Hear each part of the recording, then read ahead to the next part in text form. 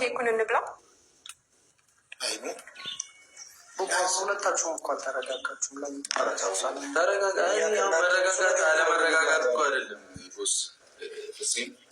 ሁላችሁንም አመሰግናለሁ እና በዚህ ኬስ ደግሞ በቃ ምንም ነገር አልፈልግም፣ እንዲነሳም እንዲወራምም አልፈልግም። ጨርሻለሁ። እንዲህ ላይ ይቅርታ እንጂ ያየሁትም ነገር አለ የተባልኩትም ጣለኝም እስከመባል የደረስኩት እና ትናንትና ስለተፈጠረው ነገር ነው ማስረዳት የማስረዳት ግዴታ የለብኝም። እና ለመሰለህ በህይወት ውስጥ ከብዙ ሰዎች ጋር ትገናኛለህ። ሁሉንም ነገር የማስረዳት ግዴታ ደግሞ የለብኝም።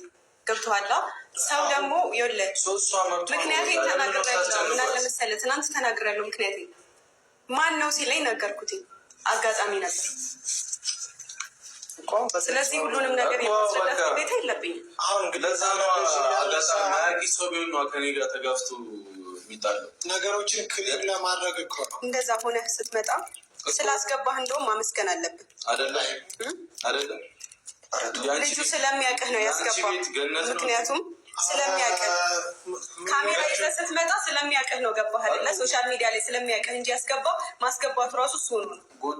በጣም ጓ ብሎ እኮ ነው የገባው። እንዴ ሰው ይደነግጣል እኮ ሲልሽ እንደዚህ ነው ወይ ታናግሯል። ልጁ ምንም ስለሚልክ ነው። እኔ እኮ ከልጁ ጋር ምንም ንግግር አልነበረኝም ማለት ራሱ ነው ነገር የፈለገው። እሺ ምን ይሁን ነው የምትለው?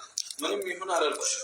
በቃ እዚህ አሁን 250 ነው ስነስርዓት ይዘሽ አክብረሽ ታረጊው። ኧረ ቢያንስ እኛ ተሰባስበን እኮ ተነጋገሩ። እሺ ቦስ አይ እንዳንጣላ ምናምን ከፈለግሽ ነገሮችን በቃ በይቅርታና ነገር እንድታደርጉ አልፈልግም። ምን ኬኩ ዋና መምጣት እኮ ነው። እንደዚህ አይነት ነገር ቶሎ ይጓዝ የሚባል ነገር የለም። በቃ ጨርሻለሁ። በምንም አንጨርስም። አይገባችሁም እናንተ አሁን በመሰላችሁ። እኔ እዚህ መቆየት አልፈልግም። ድጋሚ ሌላ ጸብ ካልፈለጋችሁ ሄድ ለምን ኬክ እንበላለን እናወራላችሁ እናወራለን። አመሰግናለሁ። አሁን ቪዲዮ ጨርሰን ሌላ የራሳችን ፕሮግራም ይኖረናል።